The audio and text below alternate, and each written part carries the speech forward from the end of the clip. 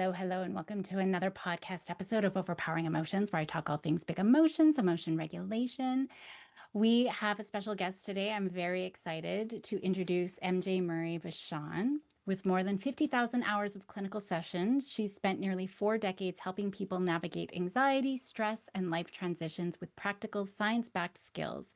She's the creator of Inner Challenge mental wellness program, launched in 1993. She taught for 21 years in junior highs, and as the host of Creating Midlife Calm, chosen by Maria Shriver as her Listen of the Week, she weaves stories and evidence-based tools into actionable practices listeners can use right away. Her work always comes back to this: real-life coping skills that are simple, doable, and effective. Hope you enjoy. Well, MJ, thanks so much for joining me on the show today. Thank you. I'm really excited to have a conversation with you. Yeah, it's great having you here. Well, why don't we start off with you saying a few words about yourself for the people who are listening? I am a licensed clinical social worker in my almost 40th year of being a clinician. I just passed 50,000 hours of individual, couples, and marital family sessions. And as my career unfolded, I've really worn three hats. The first of being a clinician. And then at about year 7, I had this thought, this would be in the early 90s. This information would be so great to give to everybody. So maybe they would not end up in my office. And I created a mental wellness program called Inner Challenge. And it was in a junior high for 21 years.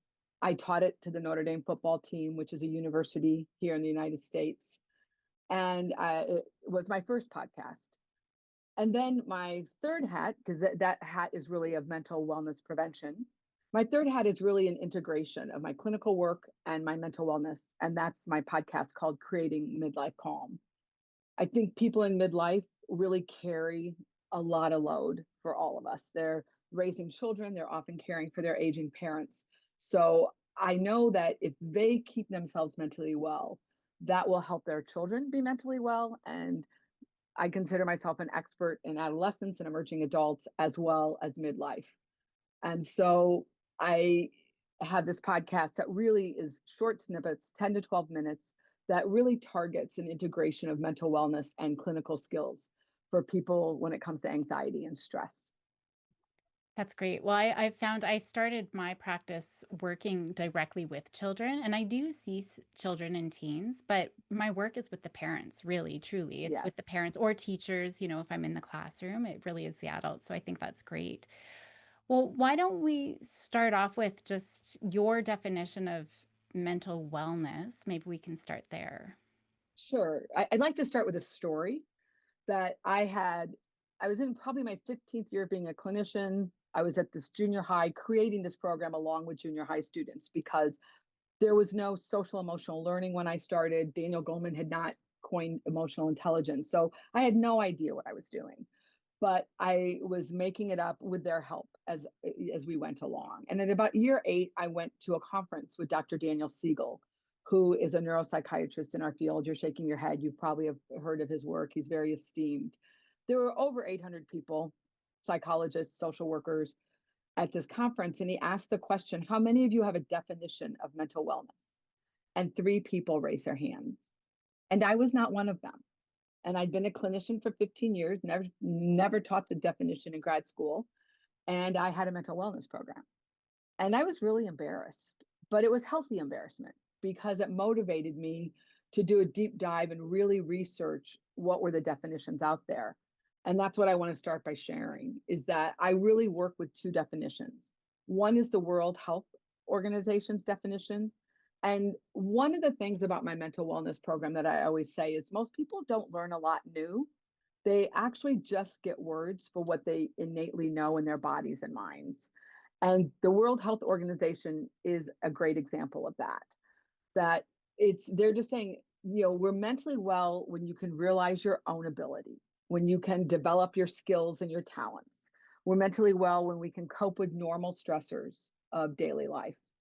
And I think that's a unique piece of the definition since we've all lived through a pandemic. We're probably a little stronger in some ways than prior to it. We're mentally well, we can work productively and fruitfully. And we're mentally well when we can contribute to the communities that we're part of. And when I say communities, I'm really thinking of relationships. families, schools, workplaces, our commitments in our local communities and churches. And so that's the 40,000-foot definition.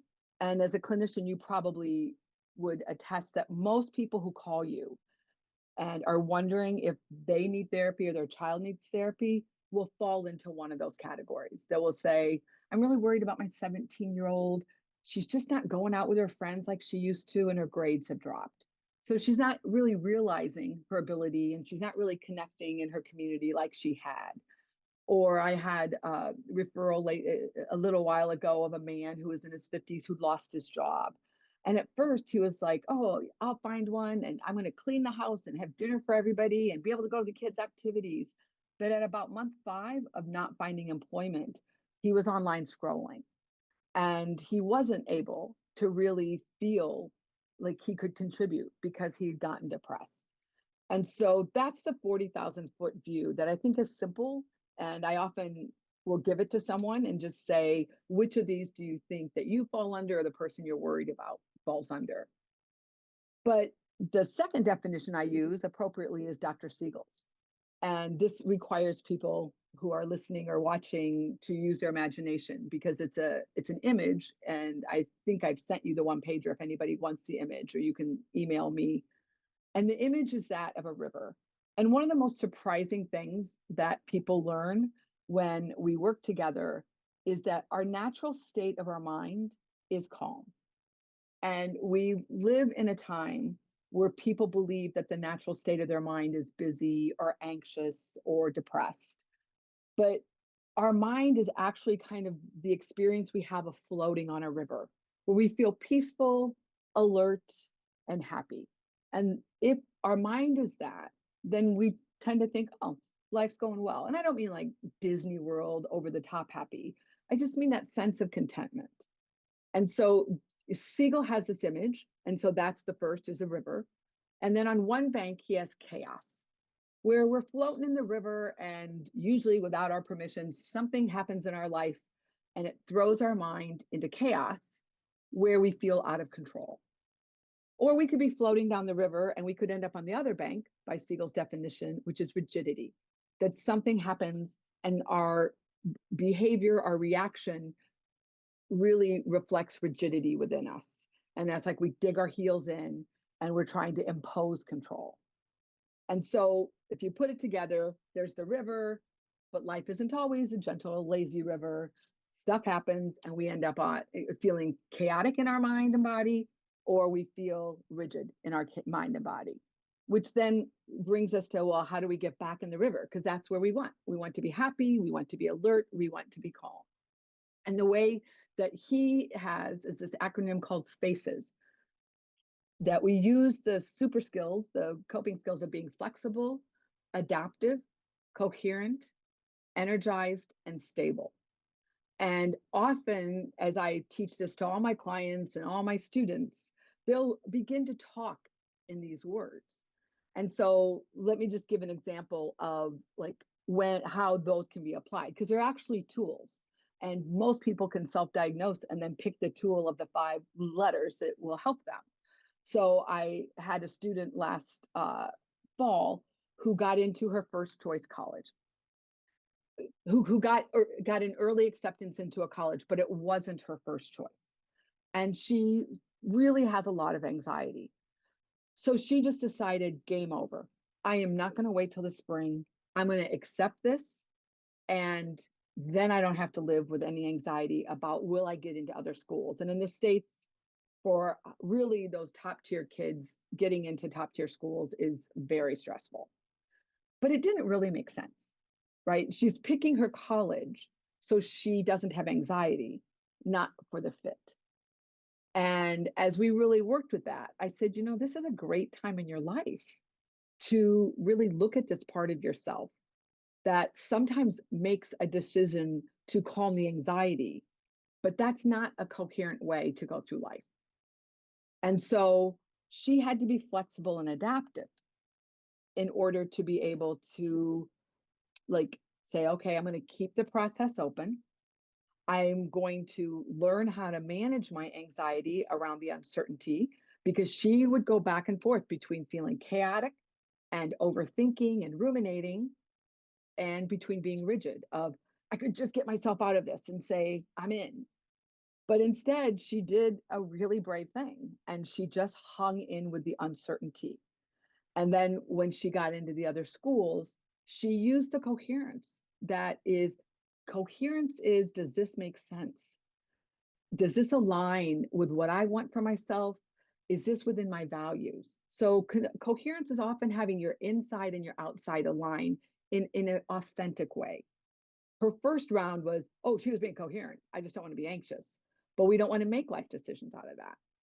And so, she ended up, waiting and choosing a different school, and one that really did align, because the first school she got into didn't even have her major. It would not have made sense. And she had created a whole way. She wanted to do nursing, and she had created a way that she could go to that school and then do a 1-year nursing degree afterwards. That doesn't make sense. But anxiety often will make decisions for us unless we have a model. And so that really is the second boots on the ground model of, this is when we don't feel good, and this is a tool that we can use to help us get back to that river.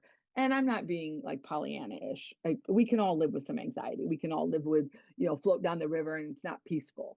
And so that's really the definition that I start with. Do you have And thoughts, questions? yeah, there's so much in there. I mean, I love that you did.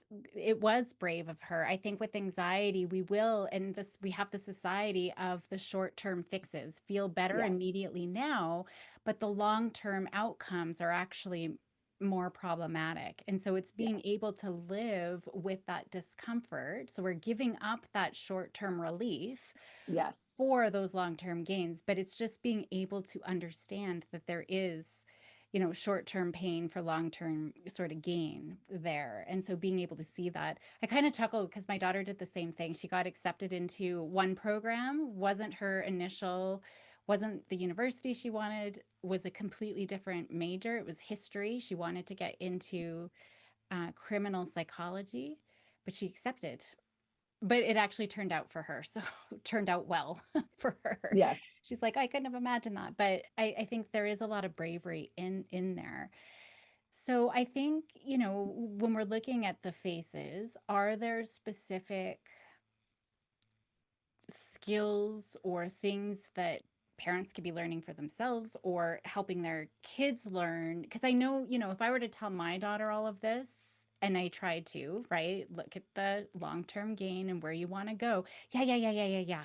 When it's parents, it always sounds naggy, or, we're trying to tell Yes. them what to do. So is there a way that parents, what are the skills and ways that parents can help their kids learn them and be guided by them without shutting parents out? Yeah. I think all of us who have been parents know the ache of that. We have gone through what they are going through in our own way, in our own time. So, of course, it's different. And we would love to give them shortcuts, yet they don't typically take them from parents. My mental wellness program has been turned into a master class. And my daughter, who's in her 30s, is helping create the book that's connected to it. And she's like going, "Oh my gosh, mom, your stuff is so good. Like I I just never was interested in it." Of course not. I mean, who would be interested in their mother's mental wellness stuff, whether you're a therapist or not? And I think the first thing is for parents to not take it personally. But the second part is that they are watching us, and they are watching you. And this is just like the airplane. Put your oxygen mask on first, and that does a lot. Your mental wellness is contagious. Just like if you're emotionally dysregulated, your children will be emotionally dysregulated because emotions are contagious. So I had a case this week of a mom whose 5-year old was having a hard time at kindergarten drop off. And the way to school, she was crying, and I missed you, mommy. And so she wanted some tools to help her daughter. Well, the tool was, what's going on with you, mom? How are you feeling? And she's like, I'm a wreck. I'm a wreck. I'm just so worried that this is anxiety. I'm like, no, this is actually good connection. This is good attachment. And I really just helped the mom understand connection. It's a new school, blah, blah. And the mom sent me a text the next day. She's like, totally clean drop off. I said, what was different? She said, I realized it was normal. I wasn't anxious. And so it sounds exactly what every midlife parent does not want to hear. And that is, it is kind of up to you to regulate yourself and to really look at your own mental wellness. And that will help your children. So I have a really fun podcast episode. I think it's like 13, 14, of a mom who is parenting a young adult child and she's distressed. And she's telling her daughter to do all this breath work. And I said, I think you should do breath work. When you're listening to her, put her on speaker, ground your feet, and just let her dump.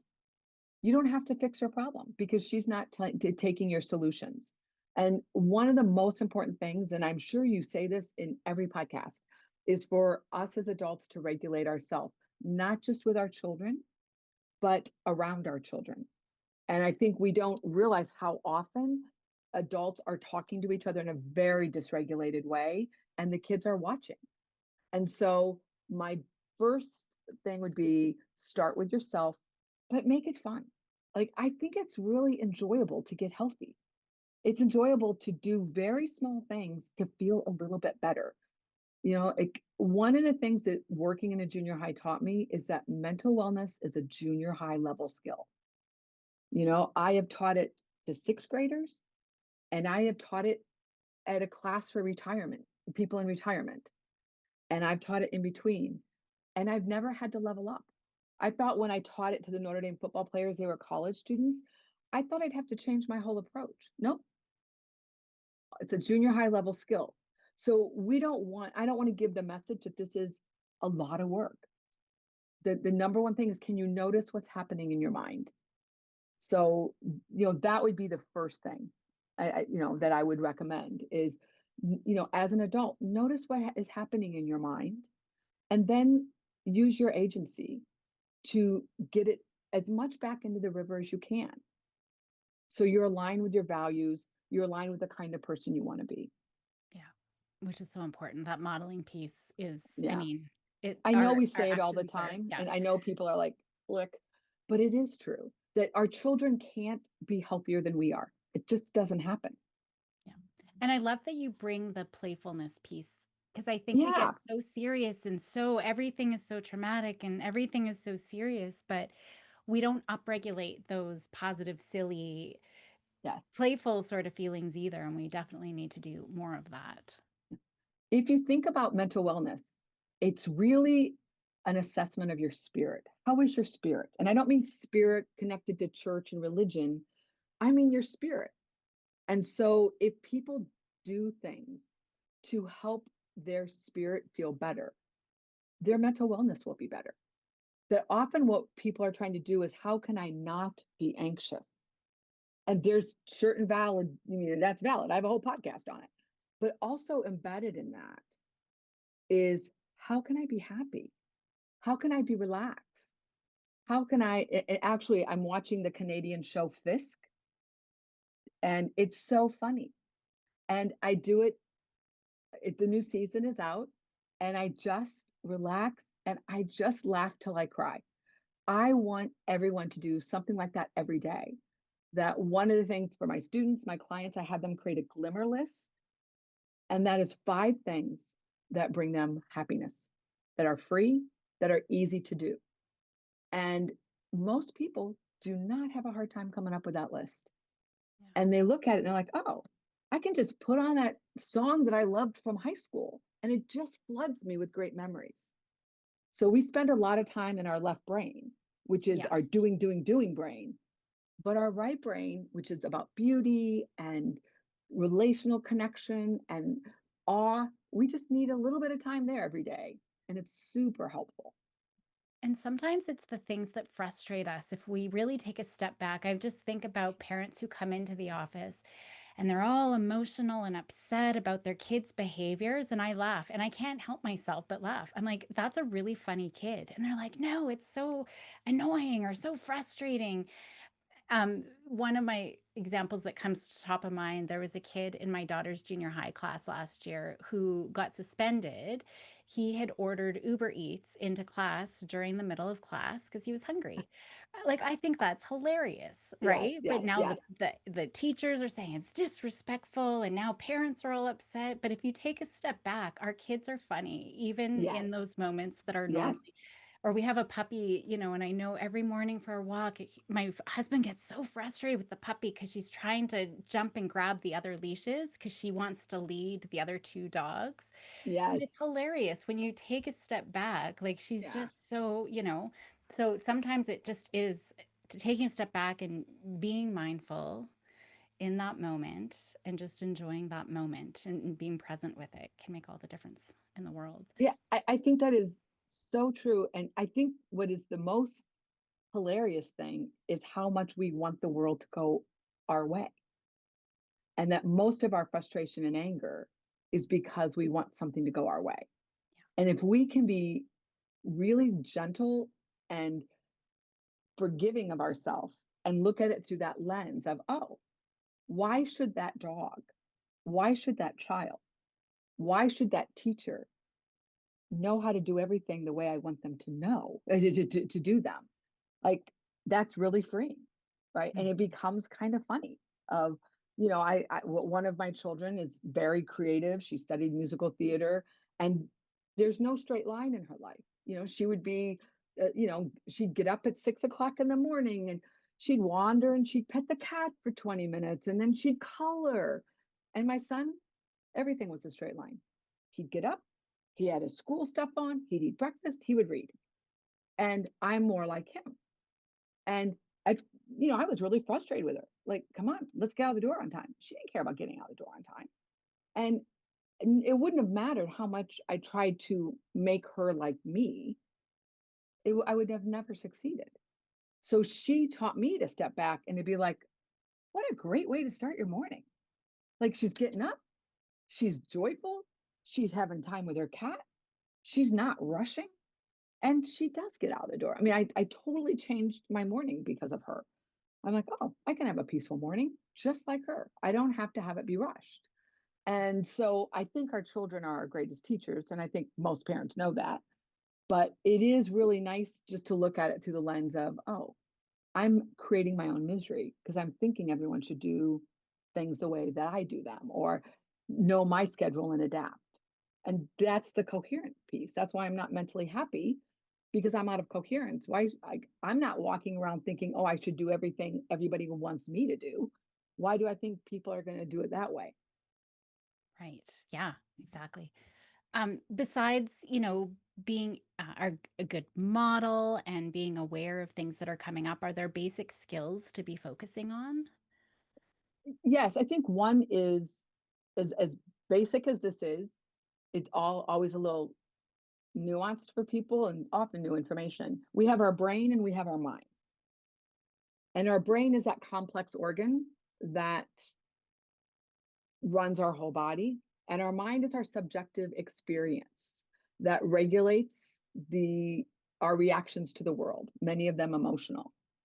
And it creates stories. And my stories will be different than your stories. I often use the example of on a walk with a friend many years ago, and I saw a German Shepherd, and everything inside of me melted because my grandparents had German Shepherds, and I loved them so much. At the exact same time, that friend of mine was like, "Oh my gosh, we can't go by that dog. Let's go this way," because when she was 7, she was bit by a German Shepherd. Whose story is right? We both are, and I think it's freeing to understand like we can see our brain, but we can't see our mind. It's formless, it's colorless, and it is very subjective, our experience in the world. And one of the things that I think I help a lot of parents with is to move from it should be this way to curiosity. Like, why is my daughter such a wanderer in the morning? Instead of, come on, let's get going. She always got ready more or less on time, but she didn't feel a need to put her clothes on first thing in the morning. And that is her subjective experience of making sense and organizing her life and her information. And it works for her. And that's one thing I just try to help parents to move into like curiosity and to understand biology. that they're not being difficult to order Uber Eats. That is a mind that saw a problem and had a solution. And it wasn't in, it wasn't coherent to the school's rules. But I worked at a school for 21 years. That a school can deal with very successfully. Like those things happen all the time. The adults know how to handle it. And you're right. It is funny. And I'm sure the teachers were laughing about it in the teachers lounge, but they were taking it serious to the young man who thought out of the box. And so that's the first thing I'd say. The second is to think about when you're struggling and we get stuck. Are you rigid? Or are you chaotic? And if you're rigid, you want to just take some breaths and loosen up. If you're chaotic, you want to take some breaths and ground. And you want to ask yourself, what's the truth here? Because this subjective mind, the mind starts at the negative. If we understand simple biology, that we start with a negative, and if we don't intervene, we're going to create a story that often is not true. And our subjective stories are not always true. And our children's subjective stories are not always true. And that it's just helpful to move from negative to neutral. And we all start negative and the brain's kind of lazy, but with a little effort, we can, I think, get a little more curious as to what's really happening. And so the mom who called me about her daughter, she thought, oh, I think she's having separation anxiety. Maybe she was, but let's try a few things and see, because the teachers, once she got in the door, she was fine. She wasn't crying during the day. It wasn't going on past the car ride. And so once they, and my real, easy suggestion to the mom was calm yourself and say to her, I hear you, sweetie, and just tap her on the knee. She's in the back seat, and just don't say much. And so, and that kind of, when I think about basic coping skills, you had a really good podcast with a woman who is like a holistic psychologist.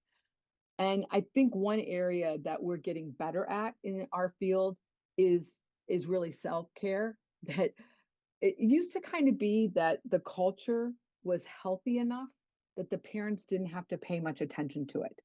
So when I grew up, everybody went to bed at 9 or 9:30. There was no phone. And we really didn't snack very much. People had breakfast, lunch, and dinner. And there were just weren't many restaurants. But now everything really requires, I think, intention for parents.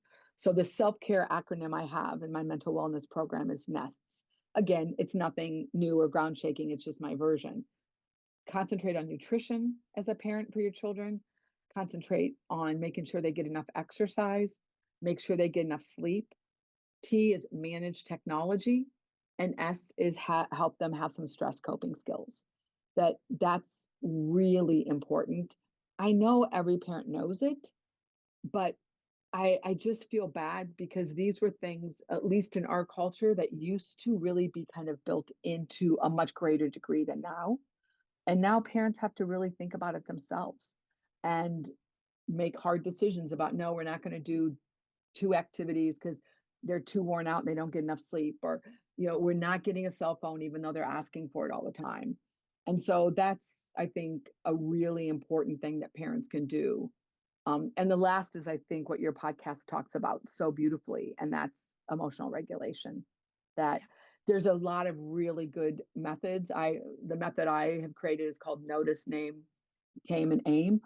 And it doesn't matter what method people use, but parents can use it first on themselves. And most didn't grow up with this knowledge. And if you can't do it yourself, it's hard to teach it to your child. So just if you don't know how to do it, learn online or jump into some therapy sessions and do it. Yeah, So absolutely. And when it comes to our kids, I mean, you've already said this, it's just that validation and then that's it. We don't, yes, I tell parents all the time, stop talking. 98% of what comes out of our mouth, especially when anybody's upset, is not going to be helpful. So that yes, validation acknowledgement is really important. And then ground yourself, and that creates space so your kids yes. can get their prefrontal cortex back online and then kind of go from there. Well, this is a lot, lots to think about. Yeah. Did you have something else that looked like you were about to say something else there? No, no. Okay. Anything left unsaid that you think is important to mention before we sign off? I think two things. One is less is more, Mm, and that can feel counterintuitive, but I feel that we've gone from a culture where children were seen and not heard, and feelings were not validated, to a culture that's almost over validating and treating feelings like they're facts. mm, yeah. And feelings aren't facts. And when I would teach this to seventh graders, they would fight me to the bitter end. And they were sure their feelings were facts. And I think a piece of that is that in order to move from don't feel to feelings matter, we've overcorrected, which is often how things happen. And we need to get into the middle where, as parents, we see their feelings and validate them. But we remember that that's just information Yeah. and that we're the adults. And so do I have time for a story Oh, on this? Or, absolutely. Yeah, absolutely. when my son was in kindergarten, I got a call from another parent. And she said, my son is really unhappy at recess because your son is beating up on him. And because I'm a therapist and I hear and I worked in a school, I didn't respond like a normal mother. Most normal mothers would have been like, there's no way that my son did that, which is what I thought. But I said, oh, wow, I'm glad you called me. Let me talk to him when he gets home. And hung up the phone. Back those days, you hung up. And I thought, there's no way in heck. So my son gets home and I say, hey, what do you play at recess? And he said, popcorn. I said, popcorn, what's that? He goes, oh, it's a game. And I said, well, what do you do? He goes, well, we got this kid in our class, Robbie. He's huge. And what we do is he's in the middle and he pretends he's a popcorn kernel and we all run around. And when somebody yells popcorn, we all jump on him. And then he's supposed to pop up. So the mom was right. My son was jumping on her son. And I just have always loved that example. And trust me, I have a lot of bad parenting moments I could share with you. That's a good one. But because we don't know our children, we think we know our children. And one of the things that I did every morning is my kids would come down to breakfast and I would say to them, good morning. And in my head, I would say, I don't know who you are. Because we have the idea of who our children is. But if you work for kids, or if you work in a junior high for 21 years, you really get clear that parents have an idea of their child, but not the whole essence. And sometimes that idea leans more favorably. Sometimes that idea is sees more deficits. But most kids are a combination of both. And if we can stay in that place where we are neutral with our children's feelings, we don't treat them like facts, and we try to get more of what's underneath, two things happen. We move from being task oriented, which we're horribly task oriented in raising children, into being relationally oriented. So I could have said to my son, hey, so and so called, and what are you doing at recess? That's a task.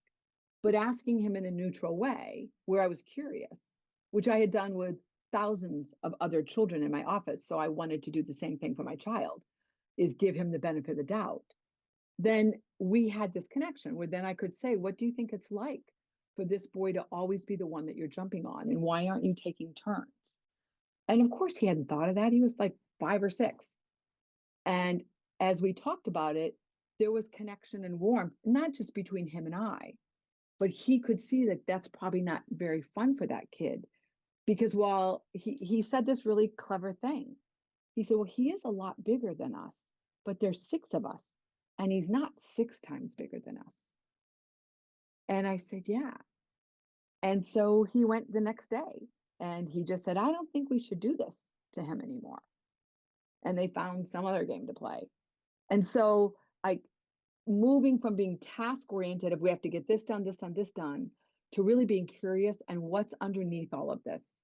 When I stopped and really, looked at my child who was the wanderer in the morning, Like, I'm like, oh, yeah. She went on to become a musical theater actress. That makes sense, right? She, could absorb herself in something outside of herself and really relax into it. And that ability was there when she was 5 years old. And so I really think it's just helpful to validate our kids' feelings, but they're just information. There's so many pieces there. I think this could go into a whole other like 3-hour discussion. But have you read The Coddling of the American Mind?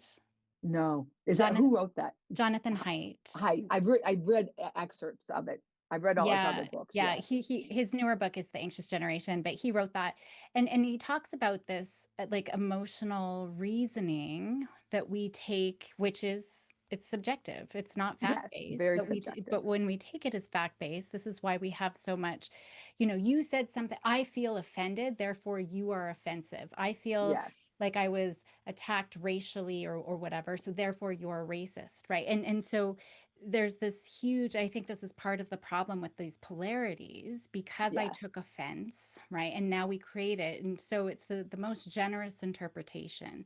The Yes. MGI, I love sort of thinking about that, but it's finding that middle path, really, right? And so just Yes. understanding that's one perspective, one subjective take, but it's not necessarily truth. We still need to feel validated and heard and understood. Our children do, right? They need to feel that, but we don't, yeah, have to make it fact based. I think that that's really important. There's a few pieces in there that we could expand on, but I think that that's really important for us to definitely remember. There was a second point you were thinking of too. Less is more was the first. Do you remember what the second was? Um,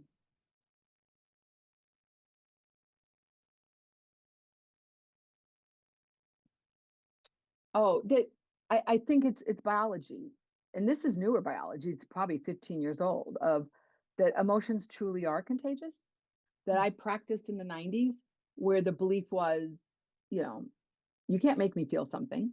And I remember working in a junior high going, well, that's not true, because I can see the girl roll her eyes at the other girl, and that girl's eyes fell with tears.